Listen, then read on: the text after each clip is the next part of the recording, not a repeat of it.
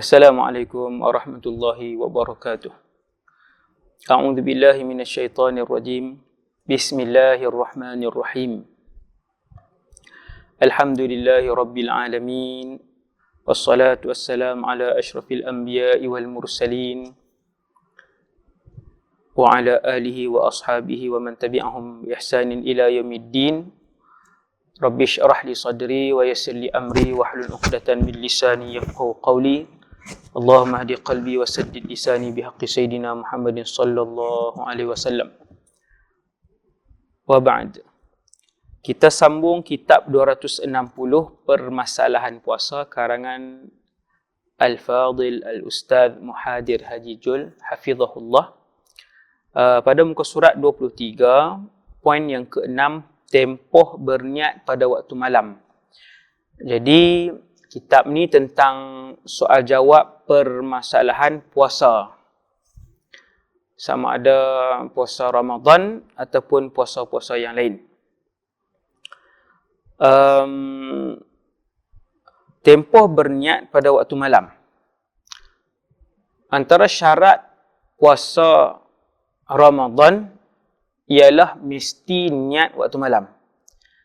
Malam itu bermula bila? Malam itu bermula maghrib. Selepas maghrib. Sekarang ni maghrib 7.27. Maka boleh, kalau sekarang ni bulan Ramadan, maka boleh mula niat 7.27. Masuk waktu maghrib, boleh mula niat sampai waktu untuk niat itu sampailah sebelum subuh. Sampai sebelum subuh. Contoh, subuh sekarang ni di Kedah 5.56 campur 8, 6.4 minit. So sampai 6.3 minit boleh niat. Daripada 7.27 sampai 6.3 minit. Boleh niat. Itulah malam. Itulah malam. Maksud malam yang cukup untuk berniat puasa fardu yang mu'tamad, qaul yang mu'tamad ialah di antara waktu tenggelam matahari, iaitu maghrib. Kita sebut dah tenggelam maksudnya maghrib, tenggelam matahari maksudnya maghrib, sehingga terbit fajar sadiq, iaitu waktu subuh. Daripada mudah cakap macam inilah, daripada maghrib sampai subuh. Boleh niat sampai sebelum masuk waktu subuh. Okey, kemudian niat hendaklah dihadirkan di dalam hati sama ada pada awal, pertengahan atau akhir malam. Kalau malam tu 12 jam, 4 jam yang pertama awal malam, 4 jam yang kedua pertengahan, 4 jam yang ketiga akhir malam. Contoh, begitu. Jadi boleh niat di awal ataupun pertengahan ataupun di akhir malam. Di mana sahaja waktu itu. Dan yang kedua, muslimin dan muslimat yang dirahmati Allah sekalian, niat mesti dalam hati. Kalau dia sebut di mulut 100 kali, sekali pun dia tak sebut di hati, tak dintal di hati, itu belum dikira niat. Itu belum dikira niat. Selesai, poin yang kedua. Masalah. Jika seseorang itu berniat, contoh, dilakukan sebelum tenggelam matahari, sebelum maghrib dia niat. Pukul 6.30 petang dia niat. Pukul 4 suku petang dia niat. Atau selepas masuk waktu fajar shadiq, ataupun selepas masuk waktu subuh. Maka niat itu tidak sah. Contoh, hari ini 1 Ramadan. Contoh, hari ini 1 Ramadan. Puasalah, puasa. Sedang berpuasa, hari 1 Ramadan dia sedang berpuasa. Pukul 2.30 petang dia pun niat untuk esok. Maka tak sah. Dia niat mesti waktu untuk sah niat mesti bermula masuk maghrib. Masuk maghrib baru boleh. Sebelum maghrib tak boleh. Lepas Zuhur, lepas Asar tak boleh. Okey nah? Ataupun dia niat selepas masuk subuh. Selepas terbit fajar sadiq baru dia niat. Pukul berapa? 7.20 pagi. Tak sah. Tidak sah. Selesai. Kemudian, nombor 7. Boleh tak niat puasa ketika sedang solat? Puasa fardu ke puasa sunat? Tak kira. Puasa sunat ataupun puasa fardu. Boleh tak niat ketika duduk tengah semayang? Dia lintahlah hati, saja aku puasa fardu Ramadan. Esok kerana Allah Ta'ala. Waktu semayang Isyak. Contohnya, dia tengah semayang Isyak, dia niat untuk puasa Ramadan esok. Contohnya, esok 1 Ramadan. Ataupun esok 8 Ramadan. Ataupun esok 9 Ramadan. Tak kisahlah. No? Waktu semayang maghrib dia niat. Waktu semayang Isyak tu dia niat. Boleh tak? Sah niat puasa yang diniatkan ketika sedang solat. Tak kisah, tak kira lah. Puasa itu puasa sunat ataupun puasa fardu. Selesai. Tajuk ke-8. Tajuk kecil ke-8. Niat membatalkan puasa. Batal tak puasa kalau seseorang tu kata, aku nak keluar daripada puasa. Selagi aku nak makan. Aku nak keluar daripada puasa. Aku nak membatalkan puasa aku. Aku nak keluar daripada puasa. Batal ke ataupun tidak? Jika seseorang berniat untuk membatalkan puasa ketika berpuasa, dia tengah puasa, pukul 11.30 pagi, 11.30 pagi, duduk tengah puasa, dia kata aku nak batal puasa hari ni. Maka niat itu tidak membatalkan puasanya. Puasa apa ni? Sunat ataupun fardu sama. Niat macam tu tak batal kecuali dia melakukan sesuatu yang boleh membatalkan puasanya. Sampailah dia buat sesuatu yang membatalkan puasa baru batal. Contoh dia ambil nasi, suap, makan telan. Batal. Dia ambil ayak, dia teguk, itu batal.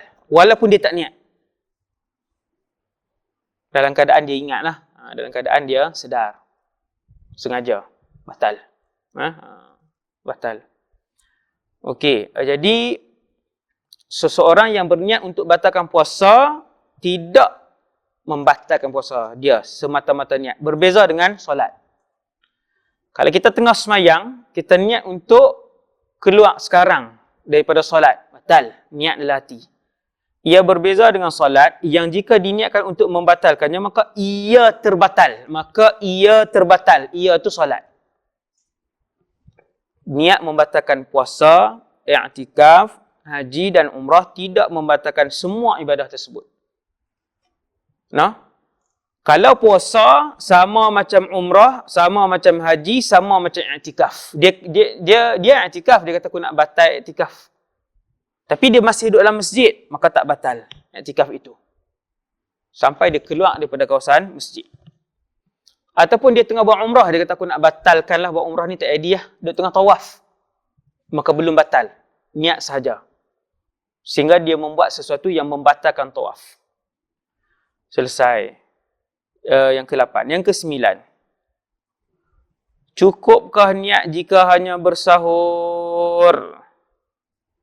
Satu orang, dia sepanjang malam tak berniat, tapi dia bangun sahur. Dia bangun sahur. Memang dia kunci jam, esok nak bangun sahur berpuasa. Bila satu orang kunci jam untuk bangun sahur esok, dia niat apa? Untuk bangun sahur. Ada orang bangun sahur untuk breakfast. Untuk tak sakit perut. Tak ada orang makan pukul 5 pagi. Setiap pagi. Kecuali dengan niat yang khusus untuk berpuasa. Jadi bila satu orang, dia niat esok nak sahur ni sebab nak puasa. Dalam hati dia. Dan kemudian esok dia bangun sahur.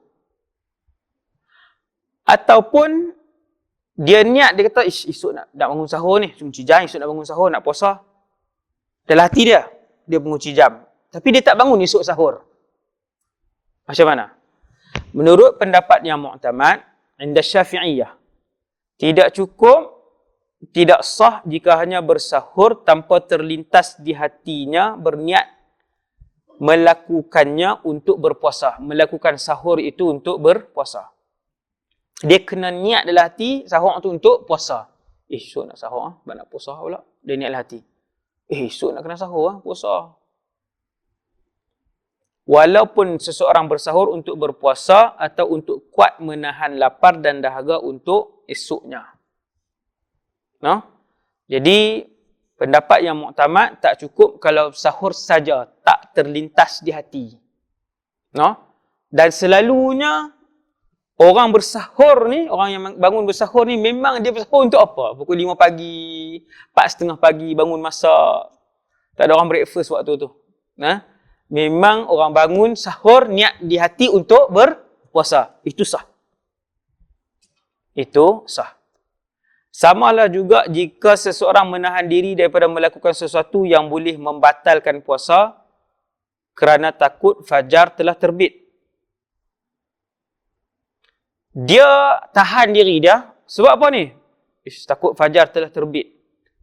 Dia tahan daripada makan dan minum. Dan benda-benda yang boleh membatalkan puasa sebab dia kata takut subuh dah ni. Dia tak niat pun untuk puasa. Kata pengarang, ia belum mencukupi, tidak sah. Siapa yang menahan diri daripada makan dan minum sebab takut fajar telah terbit, bukan untuk niat berpuasa, yang tu tak sah. Melainkan terlintas di hatinya berniat melakukannya untuk berpuasa. Contoh dia tak pasti pukul berapa, tak dengar azan lagi ni. Kan? Kemudian dia pun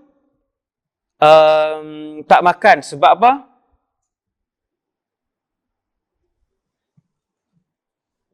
Kerana takut fajar telah terbit. Kan? Tapi dia tak terlintas pun di hati dia untuk berpuasa. Maka yang itu tidak cukup. Nombor 10. Ragu-ragu tentang niat.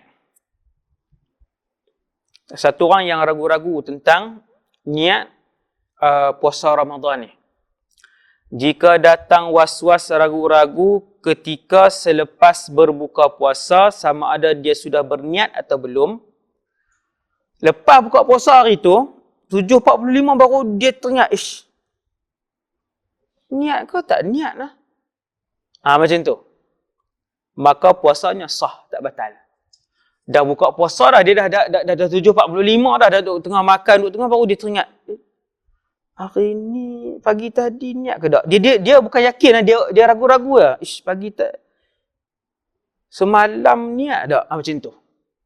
Waktu bila dia niat, dia ingat tu, dia ragu-ragu tu waktu bila? Selepas berbuka puasa. Dah pukul 7.45, dah pukul 8 suku dah. Puasanya sah. Jika sebelum maghrib dia teringat, sudah berniat pada waktu malam, puasanya sah. Dia ragu-ragu. Lepas tu sebelum maghrib dia teringat. Hari tu dia puasa, tengah puasa, pukul 6, 5 minit. Dia teringat, semalam tadi niat dah, malam tadi niat dah. Dia teringat macam tu. Sah puasa dia. Okey. Jika dia tak ingat sama sekali, maka puasanya batal. Tak yakin langsung. Niat kau tak niat, bukan ragu-ragu dah ni. Tak ingat langsung ah. Tadi, nombor 1 tadi, rasa macam niat. Tapi tak yakin, rasa-rasa macam niat. Tu ragu-ragu. Hak ni tak yakin langsung, maka batal. Jika ingat selepas maghrib, maka puasanya batal. Kecuali mengikut pendapat Imam Al-Azra'i.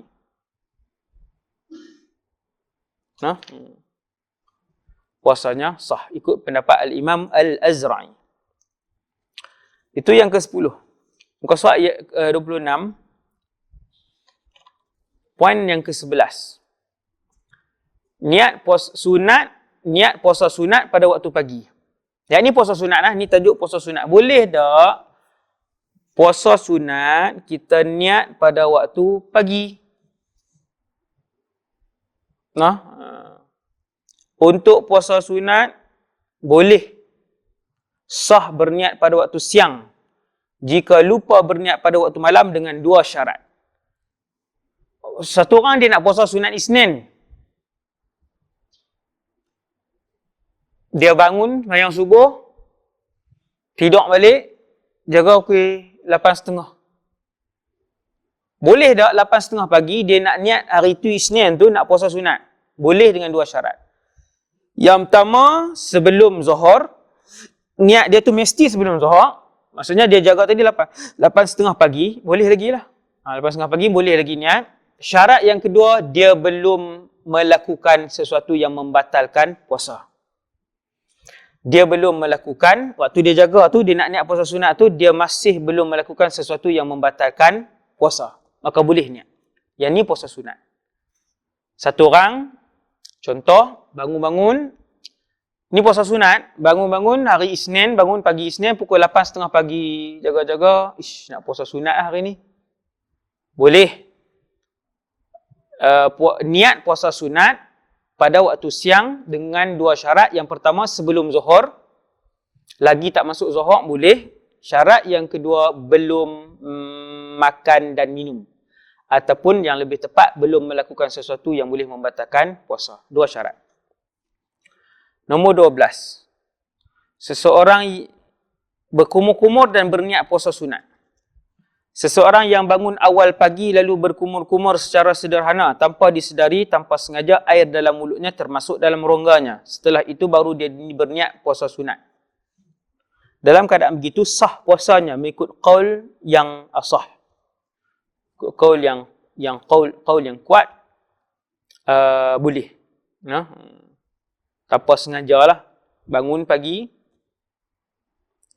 berkumur, yang bukan berlebih-lebihan, bukan mubalaghah fil madmadah.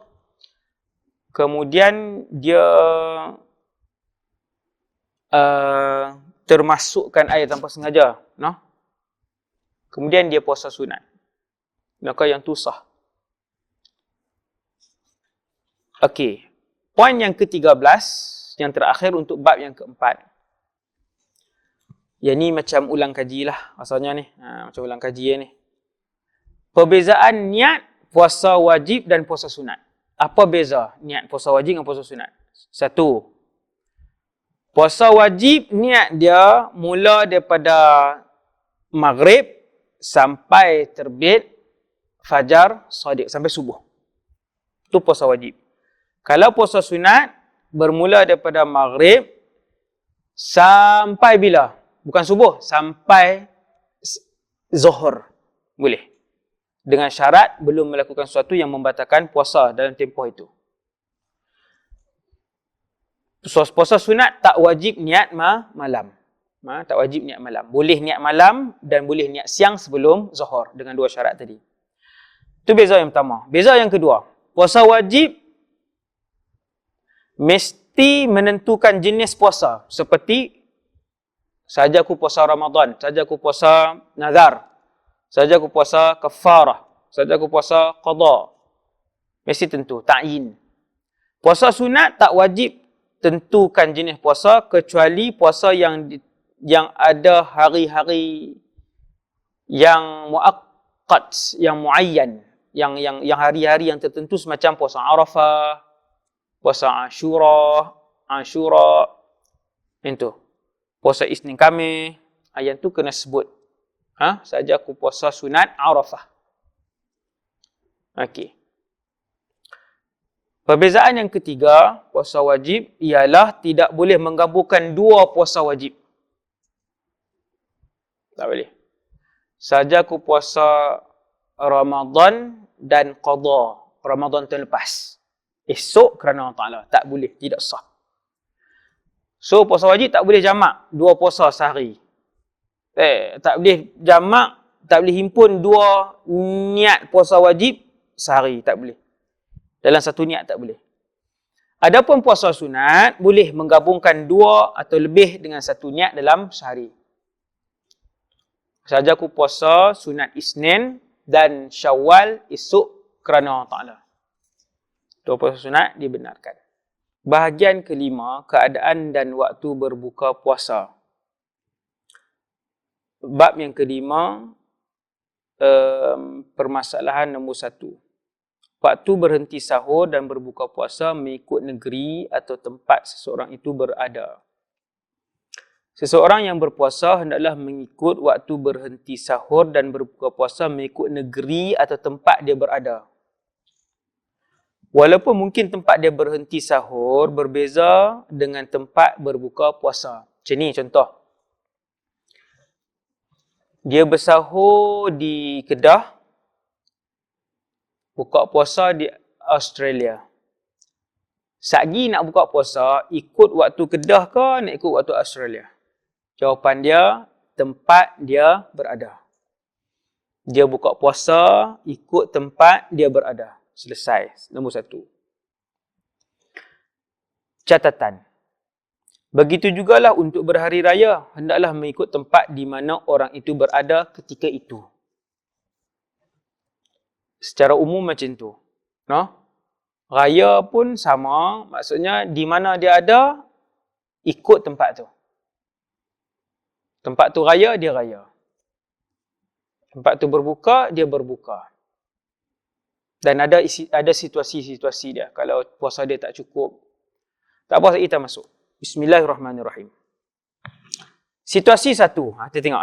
Situasi. Ini ada 3 situasi. Katakan seorang yang berpuasa sehari lebih awal di Mekah. Puasa awal sehari. Kan Mekah, Malaysia tak sama. Kadang kita awal sehari, kadang mereka awal sehari. Contoh. Situasi 1. Satu orang hamba Allah ni puasa awal di Mekah. Bila balik Malaysia, penduduk Malaysia telah pun menyambut hari raya. Sedangkan dia baru berpuasa 9 hari. Dia baru berpuasa 29 hari. Seorang yang berpuasa sehari lebih awal di Mekah. Dia puasa sehari lebih awal. Ketika balik ke Malaysia, penduduk Malaysia telah menyambut hari raya 1 Syawal. Sedangkan dia baru berpuasa 29 hari. Dalam keadaan ini, dia hendaklah berhari raya bersama penduduk Malaysia kerana dia sudah berada di tempat lain. Dia tidak perlu mengqadha puasanya kerana minimum hari untuk berpuasa pada bulan Ramadan ialah 29 hari. Macam ni. Seseorang itu setiap tahun dia kena berpuasa sama ada 29 atau 30 hari. Kalau dia dah puasa 29, maka cukuplah puasanya pada tahun itu. Kalau negara yang dia sampai tu dah berhari raya. Kan? Dan dia pun dah cukup 29 hari. Maka dia tak perlu qadha. Dia tak perlu qadha lah. Contoh macam inilah ni soalan situasi pertama ni. Dia puasa di Mekah. Lepas tu balik mai di Malaysia. Dia sampai di Malaysia, waktu dia sampai tu dia puasa dah 29 hari. Hari dia sampai tu 29 hari dah puasa Ramadan. Kebetulan di Malaysia esok 1 Syawal. Dia baru 29 hari tu. Orang Malaysia hari tu 30. Orang Malaysia hari tu sudah 30. Dia baru 29 Syawal pula. Dia baru 29 Ramadan. Dia baru 29 Ramadan. Orang Malaysia dah 30 Ramadan. Esok diisytiharkan 1 Syawal. Orang Malaysia dah puasa 30 hari contohnya. Dan dia baru 29 hari. Bila esok 1 Syawal di Malaysia, dia dah 29 hari. Macam mana? Adakah esok dia nak puasa? Jawapannya tidak, dia berhari raya. Dia boleh berbuka, bukan boleh berbuka, dia wajib berhari raya bersama dengan penduduk setempat di tempat yang dia berada tu, dia pun orang Malaysia. Nah, adakah pada hari kedua dia kena qadha? Tak perlu. Kerana kata para ulama, sekurang-kurang puasa Ramadan itu berapa hari? Sekurang-kurang puasa Ramadan ialah 29 hari. Maka puasa dia sudah mencukupi. Dia kena qadha tak? Nak bagi cukup 30? Tak perlu. Tak perlu. Itu situasi 1. Situasi 2. Seseorang telah berpuasa di Mekah sehari lebih awal daripada Malaysia.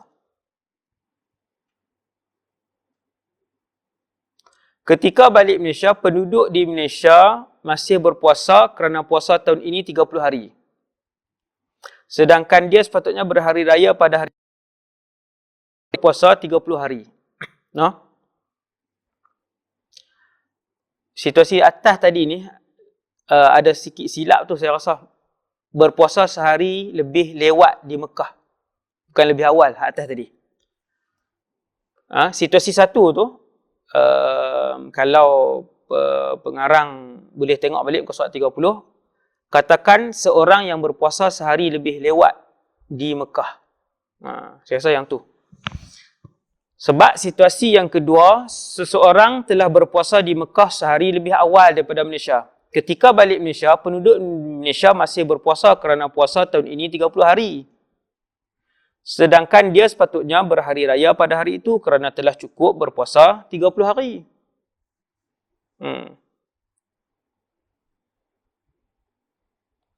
Dalam keadaan ini, dia hendaklah imsak, menahan diri daripada makan dan minum pada hari itu seperti orang yang berpuasa.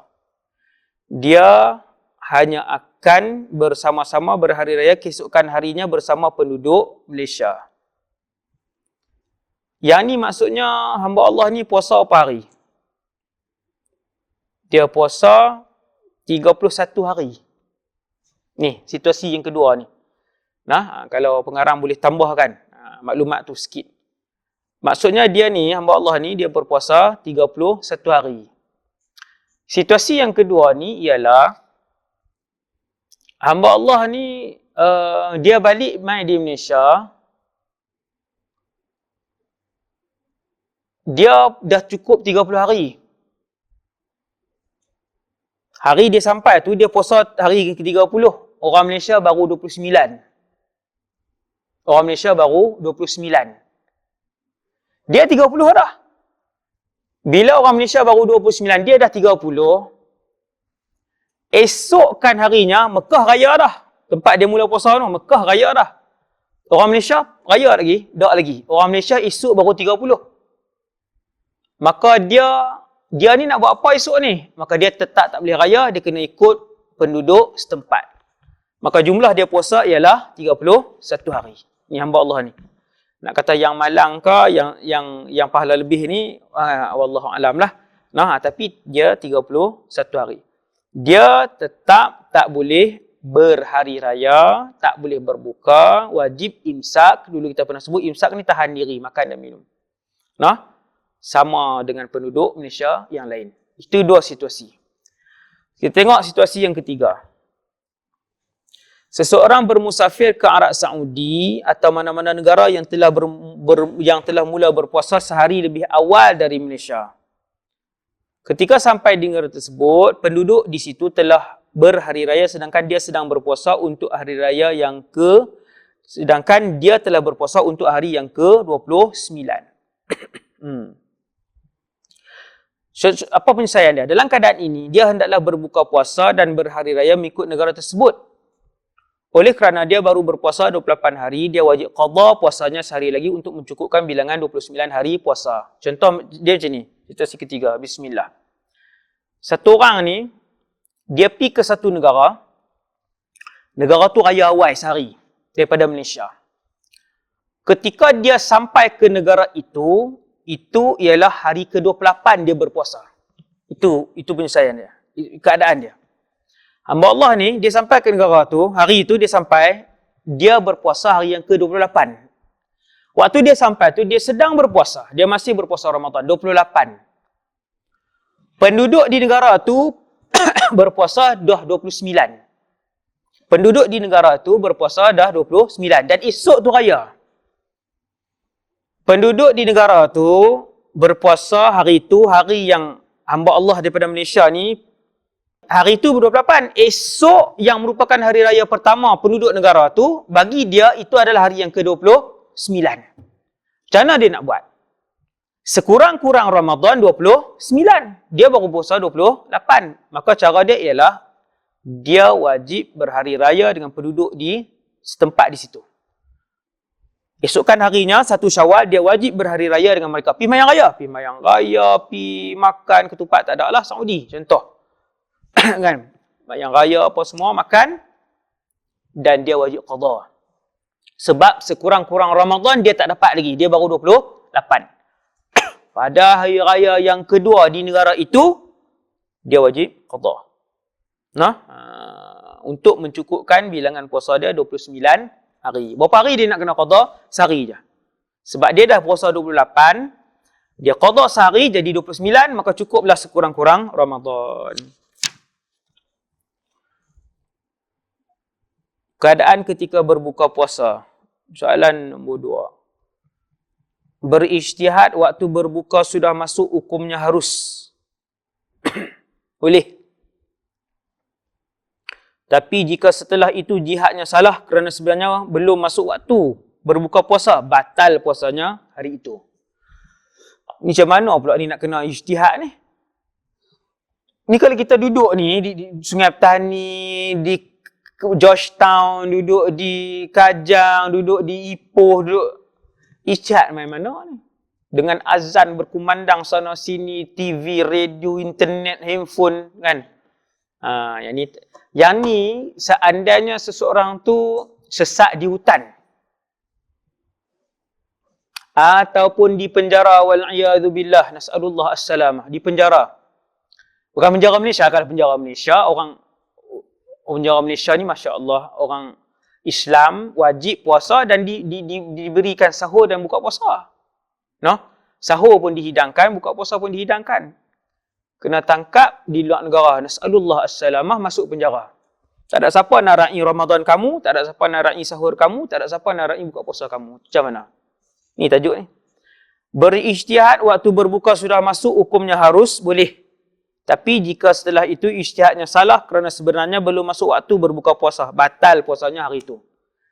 Dia masuk penjara di Thailand bulan Ramadan. Bila masuk jam tak ada. Penjara bawah tanah pula. Penjara contoh lah, tak ada jam. Jadi dia puasa. Dia puasa. Orang jamu makan, dia tak makan pagi tu.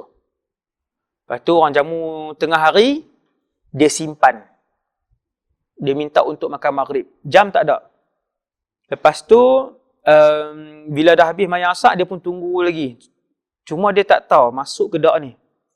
Tapi selalunya selepas asak, kalau dia duduk selama itu, sudah masuk waktu maghrib, dia pun makan. Habis-habis makan, banduan seorang imai.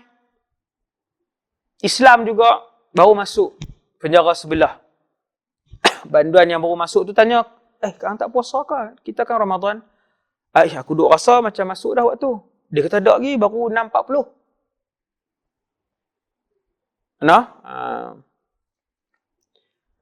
Jika setelah itu ijtihadnya salah kerana sebenarnya belum masuk waktu berbuka puasa, batal puasanya hari itu. Maka ijtihad dia salah, batal.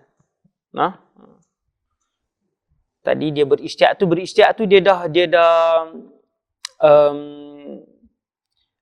dia sudah sudah tahari, dia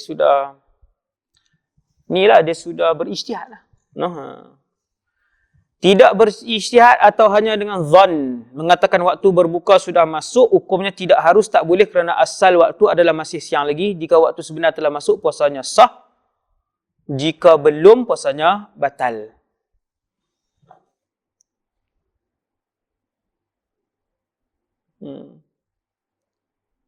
Jadi tak boleh. Dia kena ijtihad juga.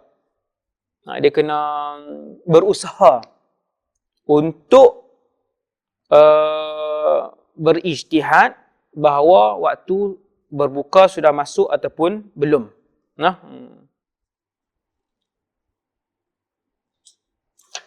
Kemudian, nombor 3. Seseorang memberitahu sudah masuk waktu maghrib. Boleh berbuka puasa apabila ada seseorang memberitahu sudah masuk waktu maghrib dengan syarat orang yang memberitahu itu seorang fiqah, boleh dipercayai. Contoh, dia duduk dalam penjara, satu orang daripada yang bekerja di penjara tu Islam, Muslim. Dia duduk di penjara negara kafir. No? Orang itulah yang main bagi tahu kat dia tiap hari, masuk dah maghrib. Maka boleh berbuka puasa. Seorang yang fiqah Muslim tu, dah kita duduk di penjara negara kafir. Nak cari mana orang yang nak cari mana lagi orang untuk kita percaya. Jadi ada seorang Muslim, kira fiqah lah tu. No? Satu orang Muslim di negara kafir tu kira fiqah. Yang terakhir untuk bab kelima ni, radio atau televisyen. Kita bergantung pada radio, TV itu bolehkah? Dibolehkan menjadikan radio atau televisyen sebagai pengantar ijtihad. Pengantara ijtihad kita. Untuk mengetahui waktu berbuka puasa. Walaupun dibolehkan menjadikannya tu radio atau televisyen untuk mengetahui masuk waktu berbuka, tapi hendaklah dipastikan waktu yang digunakan oleh radio atau televisyen tersebut mengikut waktu tempat dan kawasan itu. No? Duk Kedah buka Johor FM. Sama ada maghrib, beza 8 minit. Kan? Beza 8 minit. Jika ia lambat atau cepat beberapa minit daripada waktu sebenar di tempat tersebut, maka pengumuman dalam radio dan televisyen tersebut tidak boleh dipegang. Maka tak boleh. Nah, dia mesti buka radio tempat yang dia berada tu. Nah, kalau Kedah lah. Begitulah dan yang lain-lainnya. Walhamdulillahirabbil alamin.